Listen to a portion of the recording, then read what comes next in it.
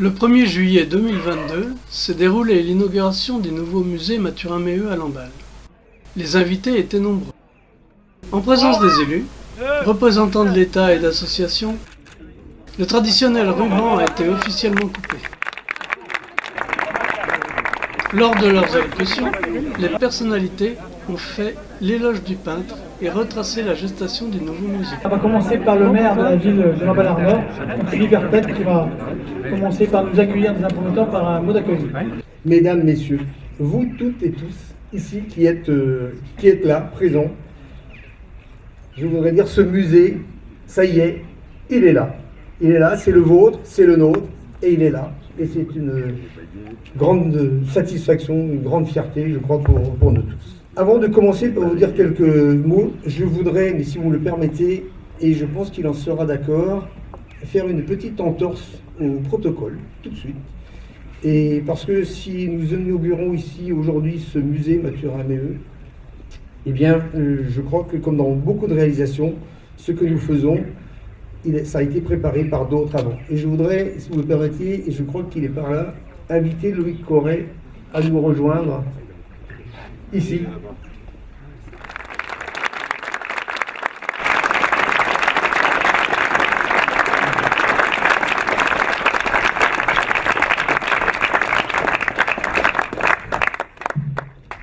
En effet, s'il me revient en qualité de maire ici aujourd'hui, à la fois de vous y accueillir et aussi en qualité de membre du GIP, je crois que nous devons, et je l'ai déjà dit et je le répète, cette réalisation à Loïc Corret qui mérite sa place ici parce que je crois que depuis 2008, la gestation de ce projet, je peux dire l'idée de ce projet et la réalisation au fil du temps, elle a reposé avant tout sur lui. J'aurais aussi un mot et un hommage particulier à la famille de Mathurin-Méheut pour les dons des œuvres et à tous ceux qui ont participé à la réussite de cette opération des dons, qui n'avaient pas été simples. Et je tiens à remercier particulièrement Geoffroy et Loïc qui est là.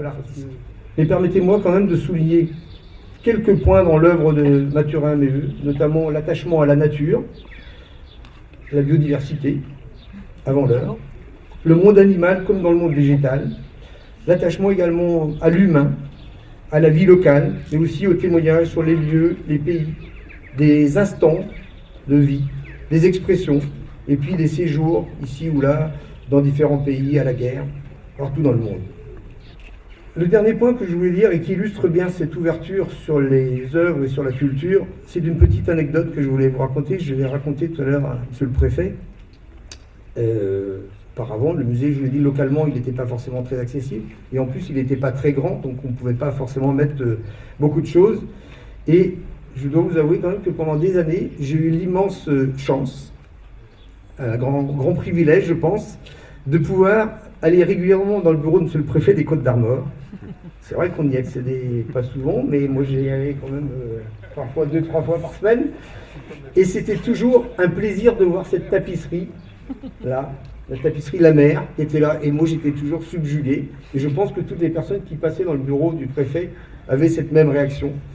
Et je ne vous cache pas que je n'imaginais jamais qu'un jour, quelques années plus tard, j'aurais l'immense chance aussi d'être là pour l'inauguration d'un musée où l'on retrouve cette tapisserie de La Mer de Mathurin-Méheut.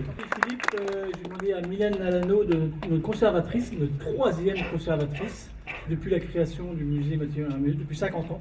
Il n'y a eu que 3 conservatrices. Ce seraient mes collègues de voilà. Mylène, à vous.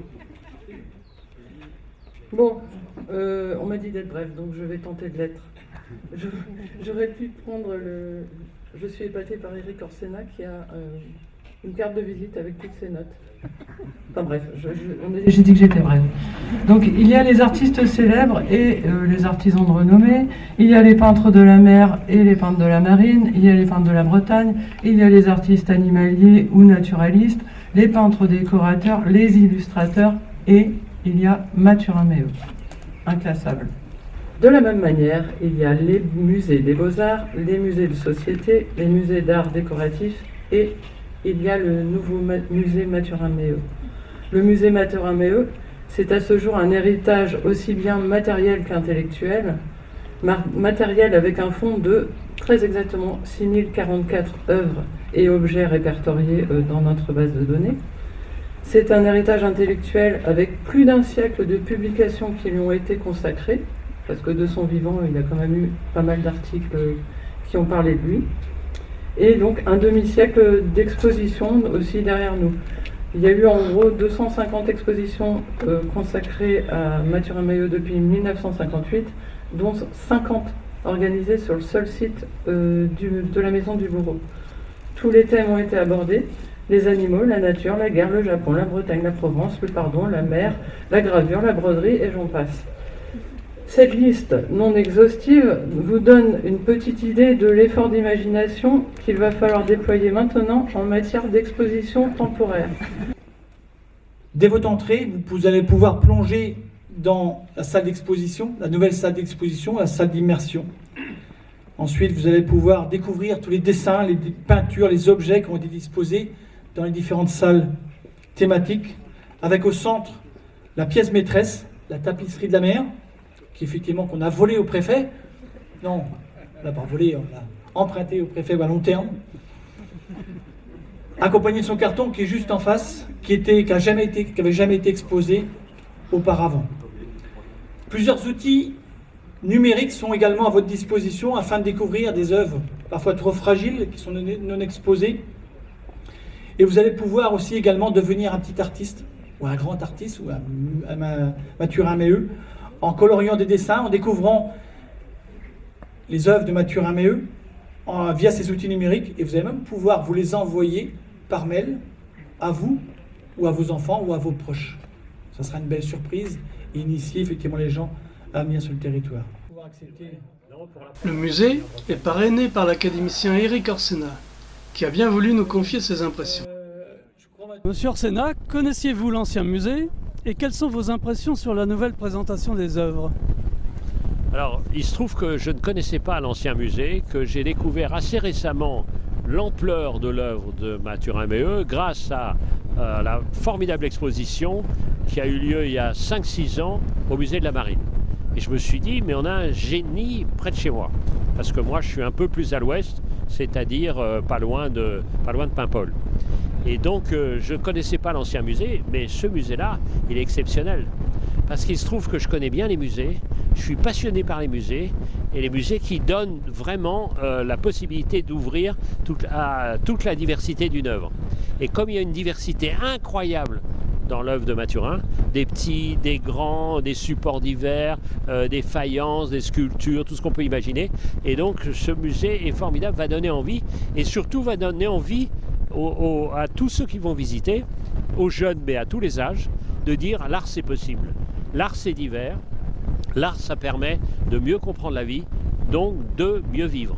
C'est-à-dire c'est vraiment une sorte de laboratoire du possible. On peut faire des assiettes, on peut faire des tableaux, on peut faire des tapisseries, on peut représenter l'ensemble du vivant. Moi, c'est ça ce qui me frappe. C'est-à-dire qu'il s'intéresse aussi bien aux bateaux qu'aux êtres humains, aussi bien aux gens un peu puissants, mais plutôt les humbles, les goémoniers, les gens qui sont comme ça, les travailleurs, et puis beaucoup d'animaux, et à la fois la forêt, à la fois la mer, les rivages, les terres. C'est vraiment le reporter de la vie. Quelles circonstances vous ont amené à parrainer ce nouveau musée? Écoutez, moi ce que j'aime plus que tout, c'est admirer. Admirer parce que admirer ça veut dire dire merci. Et moi j'ai été élevé par mes parents à dire merci. Et là je lui dis merci parce que j'ai vu des tas de liens entre tous les acteurs de la vie. Que ce soit les animaux, les végétaux, la mer, la forêt. Et donc, c'était la moindre des choses que je puisse dire merci. Et je reviendrai ici parce que, comme on dit en Afrique, tout le monde peut venir, mais tout commence quand on revient. Et l'idée, c'est que on découvre ça. Que l'art, c'est pas seulement des tableaux, c'est bien au-delà, c'est-à-dire une exploration de la vie. Et comme on a une seule vie, autant qu'elle soit diverse. Les nombreux invités ont terminé la soirée sous un chapiteau dressé dans la grande allée du Havre.